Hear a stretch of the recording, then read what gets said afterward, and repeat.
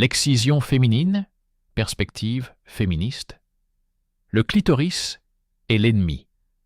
Au nom de la pureté, des millions de filles dans le monde sont encore mutilées aujourd'hui. Chronologie de la douleur, de l'Égypte antique à nos jours. Les archives historiques regorgent de sujets que l'on a tenté de passer sous silence. On les a dissimulés derrière des mots tels que tradition, pureté ou devoir. Mais derrière ces mots se cachait le sang, les cris et des destins brisés. L'excision féminine est l'une de ces pratiques. Pendant des siècles, des millions de filles, à travers le monde, ont subi l'ablation forcée du clitoris et d'autres parties de leurs organes génitaux. Non pas pour des raisons médicales ou de survie, mais pour des raisons de contrôle. Le contrôle du corps, de la sexualité, de la possibilité même, pour une femme, de connaître un jour le plaisir. Les premières mentions remontent à l'Égypte antique. Dans les papyrus médicaux et les ouvrages d'auteurs grecs, on trouve des descriptions de guérison de la luxure excessive chez les femmes, par ablation d'un appendice saillant. Claudius Galen, médecin de l'Antiquité, mentionnait cette procédure comme nécessaire pour les filles qui avaient une passion trop prononcée. À Alexandrie, à l'époque romaine, des cas d'intervention chirurgicale sur les organes génitaux féminins ont été rapportés. Tout cela était présenté comme une mesure visant à préserver la moralité. L'idée que la sexualité féminine est dangereuse et doit être restreinte est devenue le fondement sur lequel de nombreuses civilisations se sont construites. Dans les traités médicaux arabes des 9e et 11e siècles, on trouve déjà le mot « khitane » qui désigne l'excision masculine et féminine. Si pour les hommes, elle était considérée comme un rituel religieux, pour les femmes, elle était un moyen de réprimer la luxure. Dans les commentaires islamiques des premiers temps, on pouvait lire « La réduction d'une partie du corps de la femme la rend modeste. » Dans la pratique, cela signifiait un couteau, un rasoir ou un morceau de verre tranchant dans les mains d'une sage-femme. La procédure était toujours douloureuse, le plus souvent pratiquée sans anesthésie, dans des conditions insalubres. La fillette, qui pouvait n'avoir que 5 ou 6 ans, était maintenue par des membres de sa famille ou des voisins. La lame coupait les tissus sensibles, le sang coulait sur le sol et les cris étaient considérés comme la preuve que l'impur quittait le corps. Parfois, on se contentait d'une incision, mais dans les cas les plus graves, le clitoris était complètement retiré, ainsi que les petites lèvres. Les blessures étaient traitées avec de la cendre ou des herbes. Beaucoup de filles mouraient d'hémorragie ou d'infection. Mais la mort était expliquée comme étant la volonté de Dieu et celles qui survivaient devenaient des monuments vivants de la soumission. Dans l'Europe médiévale, cette pratique existait en marge, mais elle était connue. Les chroniques des croisés mentionnent des coutumes barbares en Égypte et au Soudan. Cependant, les Européens eux-mêmes n'étaient pas en reste dans leur désir de priver les femmes de plaisir. Dès les XVIe et XVIIe siècles, les médecins proposaient de soigner la masturbation chez les filles et les jeunes femmes en brûlant ou en amputant le clitoris. Au XVIIIe et XIXe siècle, à l'époque de la médecine scientifique, l'excision a connu un nouvel essor. Les médecins européens et américains l'utilisaient pour lutter contre la nymphomanie et l'hystérie. Les filles et les jeunes femmes étaient soumises à des opérations afin qu'elles ne gâtent pas les mœurs et ne perdent pas leur énergie dans la masturbation. L'histoire du XIXe siècle connaît les noms de chirurgiens qui ont fait carrière grâce à ces opérations.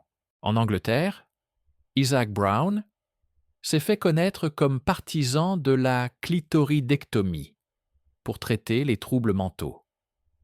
Il affirmait que les femmes dont le clitoris avait été retiré devenaient plus calmes, plus dociles et retrouvaient le bonheur familial.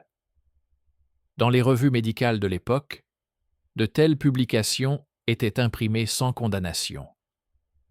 L'idée du contrôle du corps féminin était inscrite dans le tissu même de la science.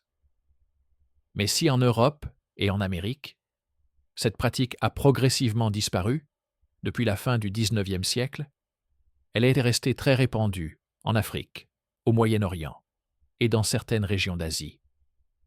Au Soudan, en Somalie, en Érythrée et en Égypte, l'excision était transmise comme une tradition, un rite d'initiation obligatoire. Dans certaines sociétés, elle était liée au contrat de mariage. Une fille non excisée était considérée comme impure et indigne du mariage. En Nubie et en Éthiopie, on pratiquait l'excision pharaonique, la forme la plus grave, qui consistait à retirer le clitoris, les petites et les grandes lèvres, puis à recoudre la plaie, ne laissant qu'un minuscule orifice pour l'urine et le sang menstruel. Ce verrou devait préserver la pureté jusqu'à la nuit de noces, où le mari avait le droit de couper la cicatrice avec un couteau ou par la force. Ces opérations avaient des conséquences monstrueuses: infections chroniques, impossibilité d'uriner normalement, douleurs constantes pendant les règles, accouchements difficiles, souvent mortels pour la mère et l'enfant. Mais tout cela était considéré comme normal, et la douleur comme une preuve de fidélité à la tradition. Et si, dans de nombreuses cultures, la circoncision symbolisait pour les hommes l'entrée dans la vie adulte, pour les femmes, elle signifiait une seule chose: une vie sans droit au plaisir. Le corps de la fille devenait un corps mis à la disposition de son futur mari et de sa famille. L'idée que le clitoris était un ennemi à détruire s'est ancrée dans le folklore, les interprétations religieuses et les manuels médicaux. Pendant des millénaires, cette pratique a migré d'un continent à l'autre, changeant de forme et de justification, mais toujours avec le même objectif: priver les femmes de leur sexualité, asservir leur corps et leur destin. Ce n'est pas un vestige d'un passé lointain. Aujourd'hui encore, des millions de filles subissent le même rituel que celui qui était pratiqué autrefois en Égypte, à l'époque des pharaons. Lorsque les puissances coloniales européennes ont envahi l'Afrique et le Moyen-Orient au XIXe siècle, elles ont découvert que l'excision n'était pas un rituel marginal isolé, mais une norme sociale omniprésente. Les officiers britanniques au Soudan et en Kenya ont écrit dans leur rapport qu'il était presque impossible de trouver une famille où les filles n'étaient pas excisées. Les fonctionnaires français en Algérie et au Mali ont fait les mêmes observations. Mais les autorités coloniales sont rarement intervenues, plus intéressées par les impôts et les ressources que par la vie des femmes locales. Parfois, les Européens condamnaient cette pratique en la qualifiant de barbare.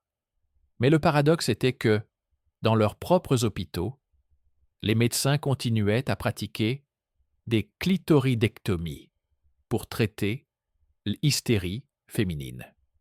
Ainsi, dans la métropole britannique, le chirurgien Isaac Baker Brown a préconisé, dans la seconde moitié du XIXe siècle, l'ablation du clitoris comme moyen de guérir la folie, l'hystérie et la masturbation. Il écrivait que une femme dont la source d'une passion malsaine a été supprimée devient plus calme et plus stable sur le plan moral. En 1866, il fut exclu de la London Medical Society, mais des dizaines d'opérations avaient déjà été pratiquées à cette date. Cet épisode est révélateur. L'Europe qualifiait les pratiques africaines de barbarie, mais continuait elle-même à utiliser le même raisonnement, à savoir priver les femmes de leur sexualité au nom de la moralité et de la santé.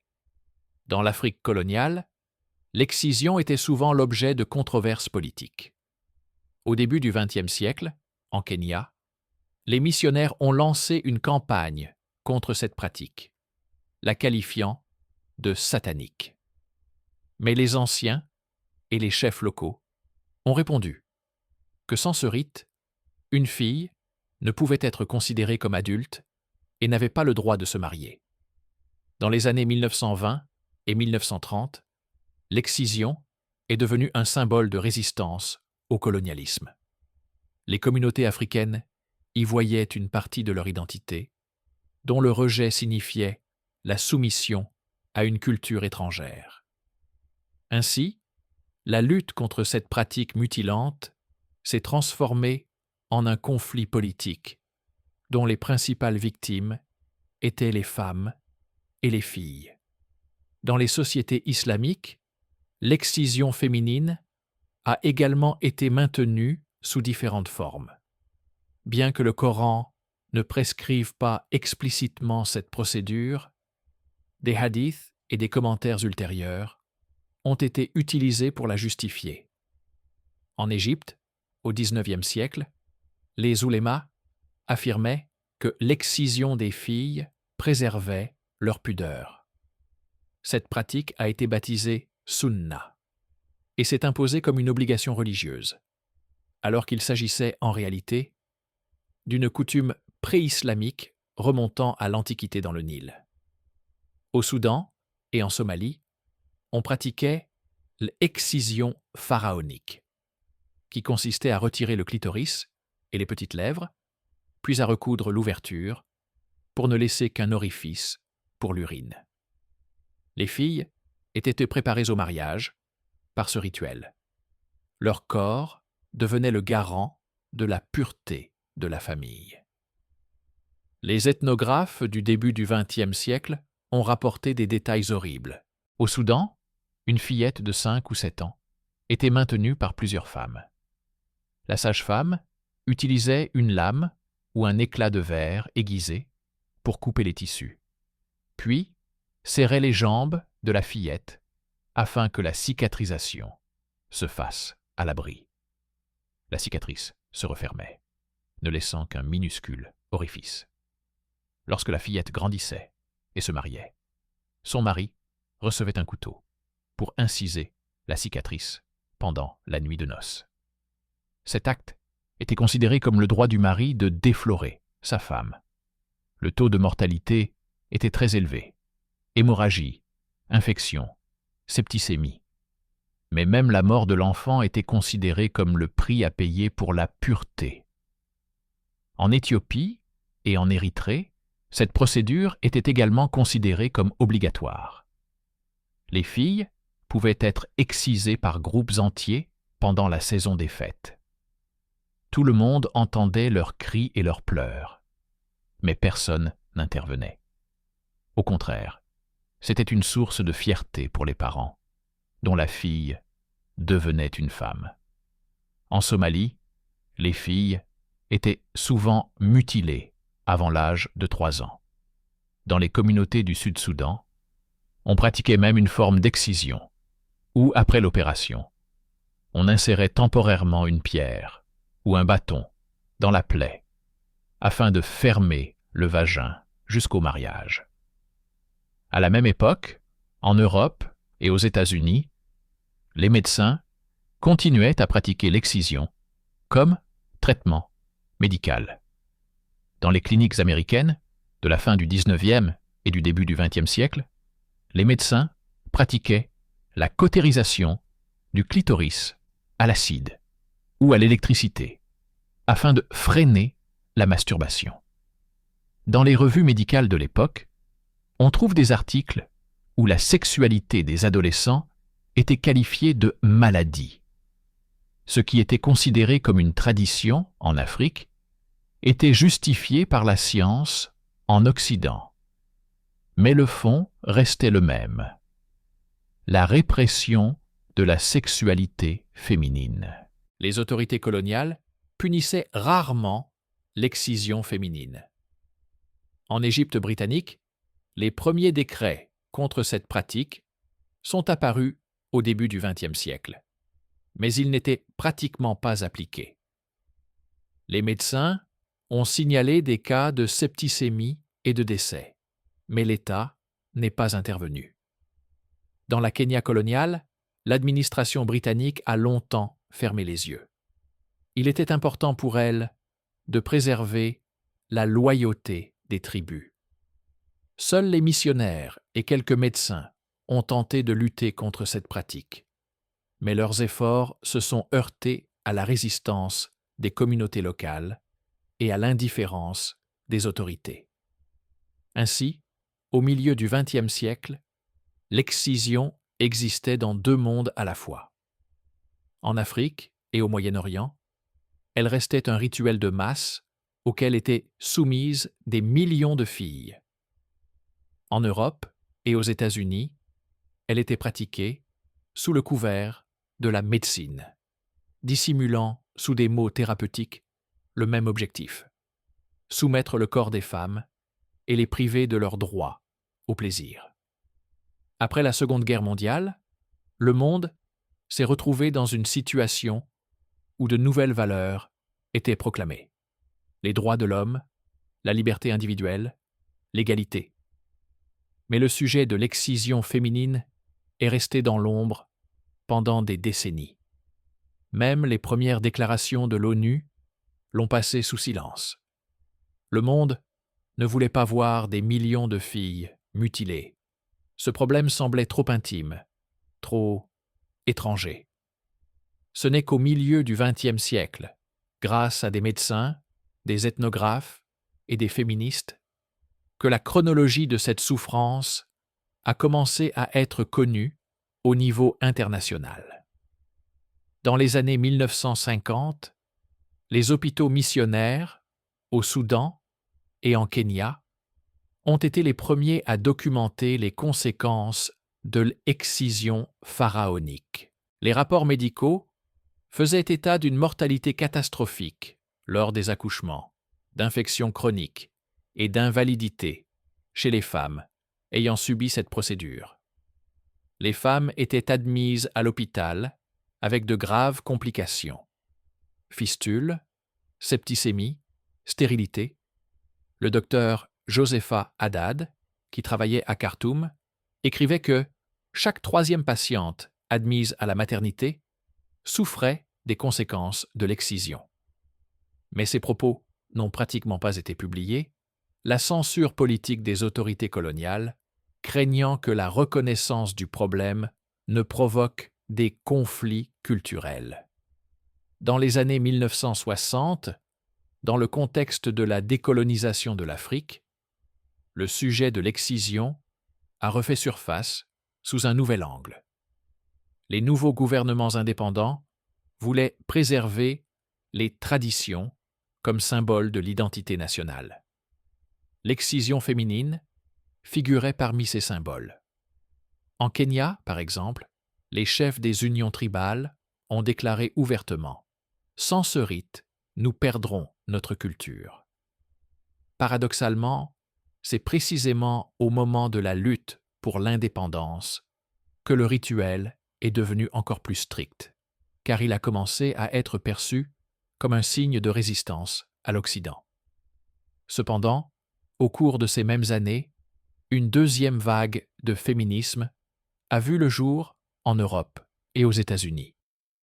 Des militantes telles que Friedan, Greer et Daly ont soulevé la question de la sexualité féminine et du droit des femmes à disposer de leur corps.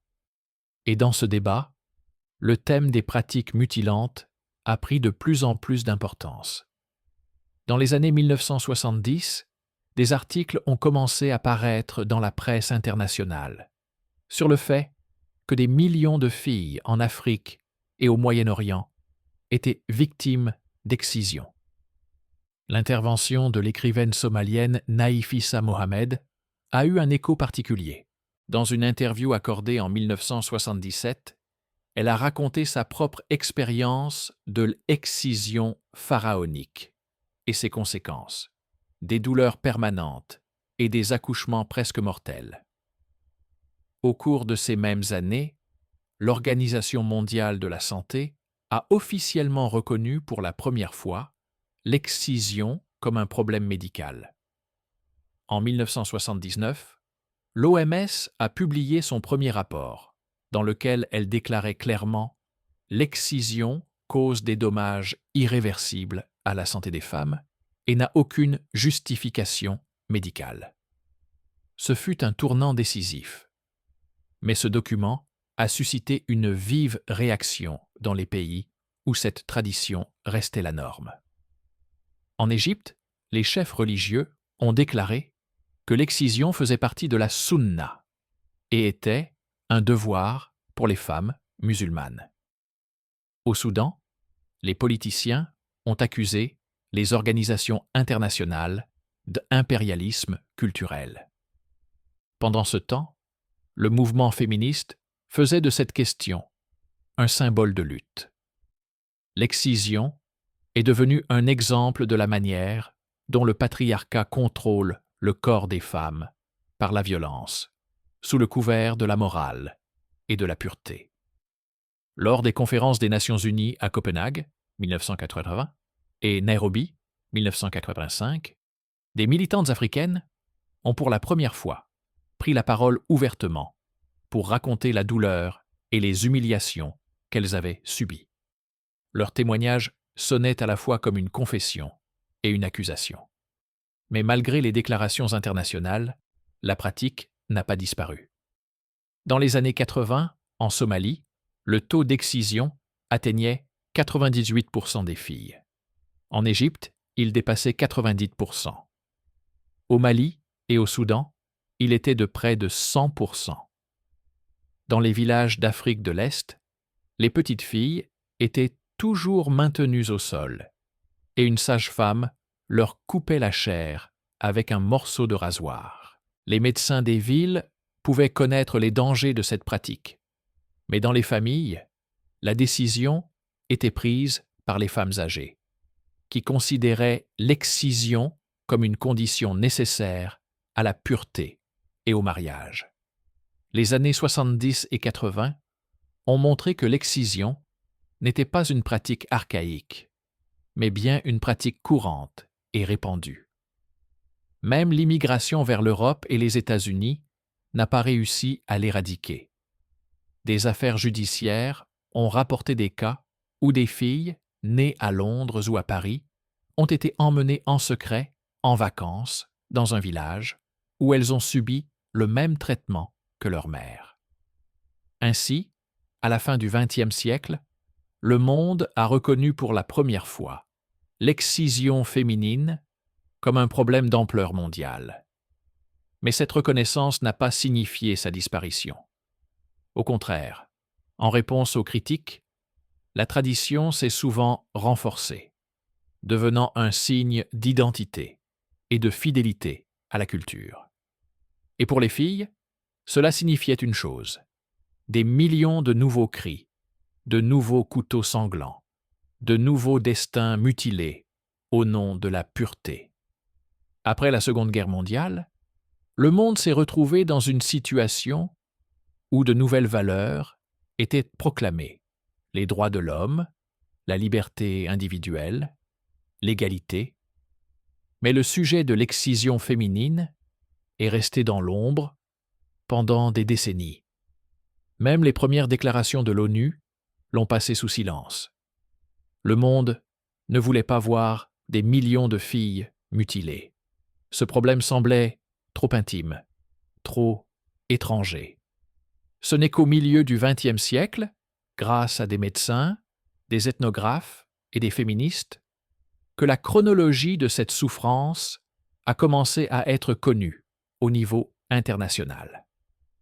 Dans les années 1950, les hôpitaux missionnaires au Soudan et en Kenya ont été les premiers à documenter les conséquences de l'excision pharaonique. Les rapports médicaux faisaient état d'une mortalité catastrophique lors des accouchements, d'infections chroniques et d'invalidité chez les femmes ayant subi cette procédure.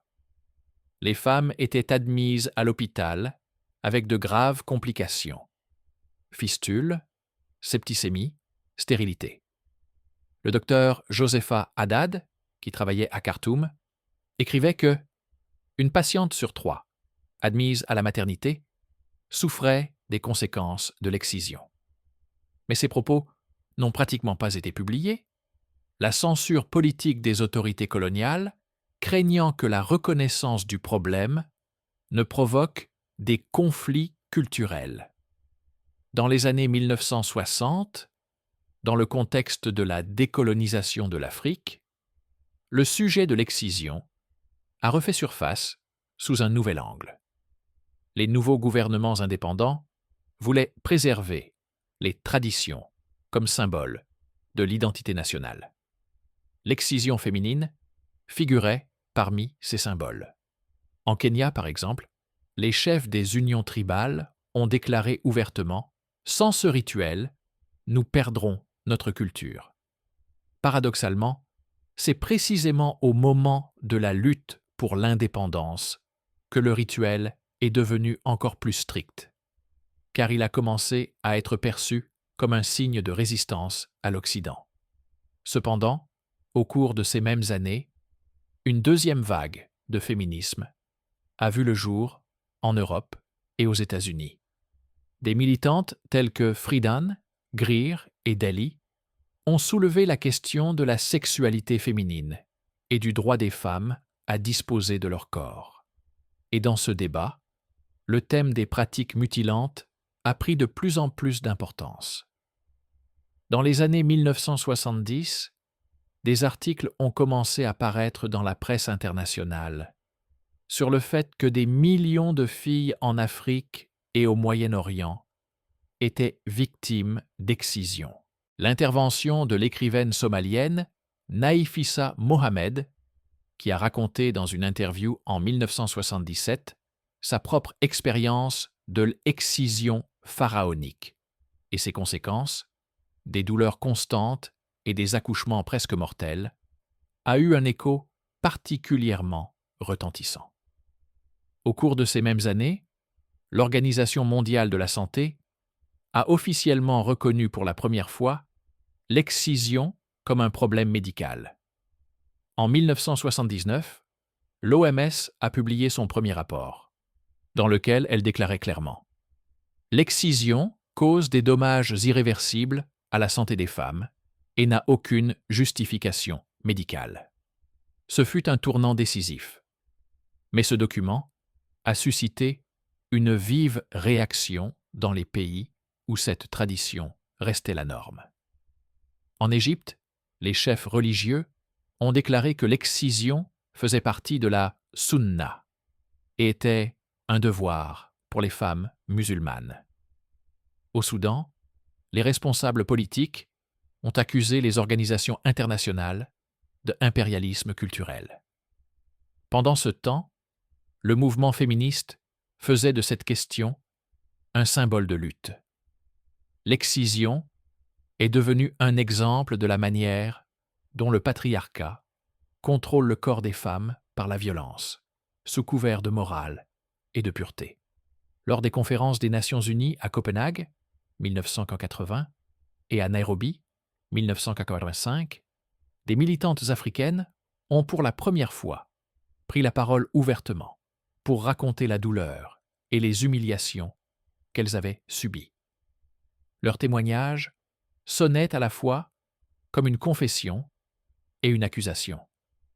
Mais malgré les déclarations internationales, la pratique n'a pas disparu. Dans les années 80, en Somalie, le taux d'excision atteignait 98% des filles. En Égypte, il dépassait 90%. Au Mali et au Soudan, il était de près de 100%. Dans les villages d'Afrique de l'Est, Les petites filles étaient toujours maintenues au sol et une sage-femme leur coupait la chair avec un morceau de rasoir. Les médecins des villes pouvaient connaître les dangers de cette pratique, mais dans les familles, la décision était prise par les femmes âgées, qui considéraient l'excision comme une condition nécessaire à la pureté et au mariage. Les années 70 et 80 ont montré que l'excision n'était pas une pratique archaïque, mais bien une pratique vivante et répandue. Même la migration vers l'Europe et les États-Unis n'a pas réussi à l'arrêter. Des affaires judiciaires ont rapporté des cas où des filles nées à Londres ou à Paris ont été emmenées en secret, en vacances, dans leur village natal, où elles ont subi le même sort que leur mère. Ainsi, à la fin du XXe siècle, le monde a reconnu pour la première fois l'excision féminine comme un problème mondial. Mais cette reconnaissance n'a pas signifié sa disparition. Au contraire, en réponse aux critiques, la tradition s'est souvent renforcée, devenant un signe d'identité et de fidélité à la culture. Et pour les filles, cela signifiait une chose: des millions de nouveaux cris, de nouveaux couteaux sanglants, de nouveaux destins mutilés au nom de la pureté. Dans les années 90, le sujet de l'excision est apparu pour la première fois dans le droit international et a fait l'objet de procès très médiatisés. L'ONU, l'Union européenne, les parlements nationaux ont tous commencé à parler de la nécessité d'une interdiction. Mais le paradoxe était qu'à cette même époque, le nombre de cas documentés en Afrique et parmi les migrants en Europe et aux États-Unis continuait d'augmenter. Là où le couteau était interdit par la loi, il passait dans la clandestinité. En 1993, l'ONU a officiellement reconnu l'excision comme une violation des droits humains et 2 ans plus tard, à Pékin, lors de la 4e conférence mondiale sur la condition de la femme, cette pratique a été qualifiée de forme de violence et de torture. Une campagne a alors été lancée par l'Organisation mondiale de la santé, l'UNICEF et le Fonds des Nations unies pour la population. Brochures, programmes éducatifs, conférences pour les professionnels de santé. Mais dans les pays où la tradition de l'excision était profondément enracinée, la réaction a souvent été inverse. Les responsables politiques et religieux ont accusé les organisations internationales de colonialisme, tandis que les parents continuaient en secret à envoyer leurs filles subir ces opérations mutilantes. Des affaires judiciaires très médiatisées en Europe et aux États-Unis ont montré que le problème ne se limitait plus à l'Afrique ou au Moyen-Orient. En 1996, une loi fédérale interdisant l'excision a été adoptée aux États-Unis. Mais il est rapidement apparu que les familles immigrées emmenaient leurs filles en vacances au Soudan, en Somalie, en Égypte ou au Mali pour y pratiquer ce rituel. Les premières poursuites pénales contre les parents et les sages-femmes ont suscité un vif débat. Où se situe la frontière entre tradition et crime? En France, où vit la plus grande diaspora africaine d'Europe, une série de procès s'est déroulée dans les années 1990. L'un des plus célèbres est celui de 1999, où une mère malienne et une accoucheuse ont été jugées pour avoir excisé plusieurs filles. Le tribunal les a condamnées à des peines de prison, créant ainsi un précédent. Mais l'enquête a révélé que les victimes étaient des centaines et que les coupables étaient des dizaines de femmes qui pensaient simplement préserver l'honneur de leur famille. Les juges français ont pour la première fois déclaré ouvertement que ce crime n'était pas commis par haine, mais par aveugle dévouement à la tradition. Entre-temps, les statistiques restaient effrayantes. À la fin des années 90, l'OMS estimait à plus de 130 millions le nombre de femmes et de filles ayant subi une excision. Chaque année, environ 2 millions de nouvelles victimes étaient recensées. Les taux les plus élevés étaient enregistrés en Somalie, à Djibouti, en Égypte, au Soudan, au Mali et en Sierra Leone. Mais des cas ont également été signalés bien au-delà des frontières de l'Afrique, au Yémen, à Oman, en Indonésie et en Malaisie. Dans les années 2000, le problème a finalement atteint le niveau de la politique mondiale. En 2003, l'Union africaine a adopté la déclaration de Maputo, qui condamnait explicitement l'excision. En 2008, l'ONU a appelé tous les pays à criminaliser cette pratique. En Europe, des programmes Zero Tolerance Day, journée zéro tolérance, ont été lancés. Mais derrière ces résolutions retentissantes se cachait une réalité. Même là où des lois avaient été adoptées, le contrôle restait faible. La migration a créé de nouveaux foyers. Au Royaume-Uni, au début des années 2000, les forces de l'ordre connaissaient des dizaines de milliers de filles issues de communautés somaliennes et soudanaises menacées d'être excisées, mais jusqu'en 2015, aucune condamnation n'avait été prononcée. La société craignait d'être accusée de racisme ou d'ingérence dans une culture étrangère. En Suède et aux Pays-Bas, les écoles et les hôpitaux ont commencé à contrôler les filles qui revenaient de voyages chez des parents. Cela a provoqué des scandales, mais a également sauvé des centaines d'enfants. Les cas d'opérations clandestines dans les mégapoles occidentales étaient particulièrement effrayants. Dans les banlieues de Londres et de Paris, la police a découvert des appartements où des sages-femmes âgées originaires de Somalie ou du Mali pratiquaient l'excision à l'aide de couteaux de cuisine. Les filles étaient retenues par des membres de leur famille. Puis, la cérémonie se terminait par une prière et une fête. Même à New York et à Los Angeles, des cas ont été signalés où des sages-femmes proposaient leurs services à des familles immigrées. Pendant ce temps, en Afrique, la lutte se poursuivait avec un succès mitigé. En Égypte, en 2007, après la mort d'une fillette de 11 ans décédée des suites d'une anesthésie lors d'une excision, le gouvernement a interdit la procédure. Mais l'interdiction n'a pas mis fin à la pratique. Les parents ont commencé à se tourner vers des guérisseurs illégaux.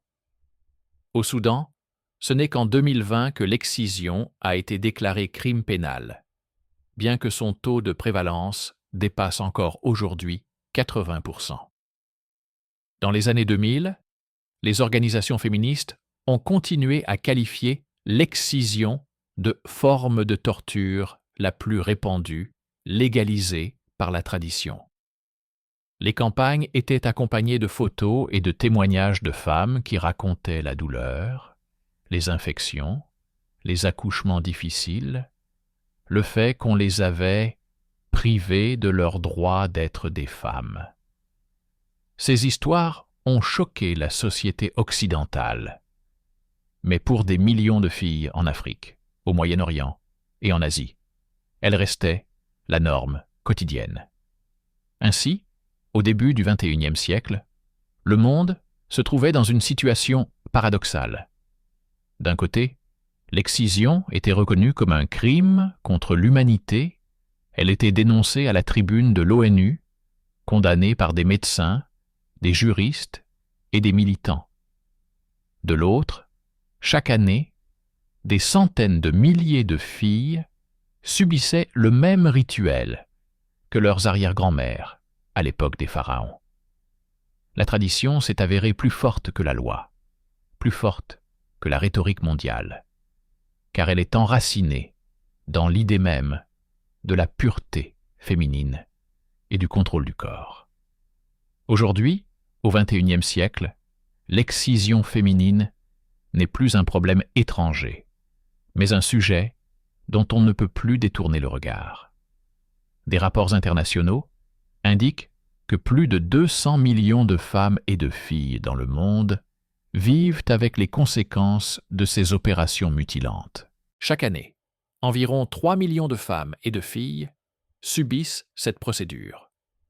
Cela signifie qu'à chaque minute, quelque part sur la planète, une petite fille hurle de douleur, tandis qu'autour d'elle, des femmes et des hommes parlent de pureté et de honneur. Les témoignages des victimes se multiplient et révèlent une réalité effrayante. Même là où la loi interdit cette pratique, les couteaux continuent de trancher. À Londres, en 2019, un tribunal a jugé le cas d'une fillette de 4 ans qui avait été excisée par sa mère et sa grand-mère. La sage-femme a utilisé des ciseaux. La fillette a perdu beaucoup de sang, mais elle a survécu. Le tribunal a condamné la mère à une peine de prison, qualifiant son acte de barbarie. Mais les voisins ont déclaré lors de l'audience « Elle a fait ce que fait toute famille qui se respecte ». À Paris, au cours des 20 dernières années, des centaines de femmes ont été traduites en justice pour avoir participé à l'excision de leur fille. Mais chaque histoire était accompagnée des mêmes mots. Sinon, personne ne l'épousera. En Afrique, les statistiques restent effrayantes. En Somalie, plus de 98% des femmes sont excisées. Au Soudan, environ 90%. En Égypte, plus de 85%. Même dans les pays où la pratique est officiellement interdite, comme en Kenya ou en Éthiopie, plus de la moitié des femmes sont excisées. Au Mali et en Sierra Leone, aucune loi contre l'excision n'a été adoptée. Elle y est toujours considérée comme un rite naturel. Les technologies modernes n'ont pas remplacé les couteaux. Dans certains pays, la pratique a été transférée dans des cliniques. Les opérations sont réalisées sous anesthésie, au scalpel, et les médecins délivrent des certificats de pureté. En Indonésie et en Malaisie, l'excision a pris la forme d'un rituel médicalisé. Un médecin pratique une incision ou enlève une partie du tissu, présentant cela comme une procédure sans danger. Mais en réalité, il s'agit du même acte de contrôle, de la même idée. Le clitoris est l'ennemi. Le plaisir féminin est une menace qu'il faut éliminer. Les justifications religieuses continuent de se multiplier. En Égypte, les imams de l'université Al-Azhar ont déclaré à plusieurs reprises que l'excision n'était pas obligatoire. Mais une partie des oulémas continue d'insister. Elle rend les femmes modestes. Dans les communautés chrétiennes d'Afrique de l'Est, les prêtres justifient cette pratique comme une ancienne coutume ancestrale, nécessaire au mariage. Dans les villages du Soudan et de l'Érythrée, les femmes âgées convainquent les mères « Si tu ne fais pas exciser ta fille, elle deviendra une prostituée ». Ainsi, le système patriarcal se perpétue par l'intermédiaire des femmes qui ont elles-mêmes subi cette douleur. La migration a introduit cette pratique en Europe et en Amérique. En Suède, en Norvège et en Allemagne, des centaines de cas sont recensés chaque année. Les filles sont emmenées en vacances en Éthiopie, en Somalie ou en Égypte, où elles sont attendues par un couteau. Aux États-Unis, les défenseurs des droits humains signalent que des milliers de filles issues de communautés du Yémen, du Soudan et de Somalie sont en danger. Des opérations secrètes se poursuivent même dans les mégapoles. Dans la banlieue de Londres et de Paris, la police découvre des appartements où des sages-femmes âgées pratiquent des interventions à l'aide de couteaux de cuisine. Les mouvements féministes du XXIe siècle ont fait de l'excision l'un des thèmes centraux de la lutte pour les droits humains. Des militantes africaines, telles que Waris Diri, originaire de Somalie, ont transformé leur propre histoire en arme contre le silence. Dior a raconté comment, à l'âge de 5 ans, elle a été retenue par des membres de sa famille, et comment une vieille femme armée d'un couteau lui a volé son enfance. Son livre et son film Fleurs du désert ont choqué des millions de personnes. Ces histoires ont montré qu'il ne s'agit pas d'une tradition, mais d'une torture légitimée par la culture. Les statistiques actuelles montrent que grâce aux campagnes, le taux d'excision a commencé à baisser dans certains pays. En Kenya, il a presque diminué de moitié au cours des 30 dernières années. En Éthiopie et au Nigeria, les chiffres baissent également lentement. Mais le nombre absolu de victimes ne diminue pas. La population augmente et chaque année, des millions de nouvelles filles subissent la même douleur. Au XXIe siècle, l'excision est devenue un symbole de la lutte entre tradition et droits humains. Certains la qualifient de héritage culturel, d'autres de torture de masse. Pour les victimes, cela ne fait aucune différence. Ce sont des cris, du sang et des vies brisées à jamais. La chronologie de la douleur, qui a commencé dans l'Égypte ancienne, se poursuit encore aujourd'hui.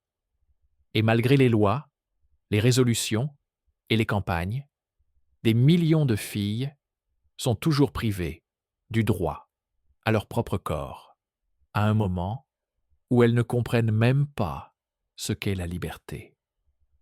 Leurs cris résonnent comme l'écho d'une histoire qui semble ne jamais vouloir finir.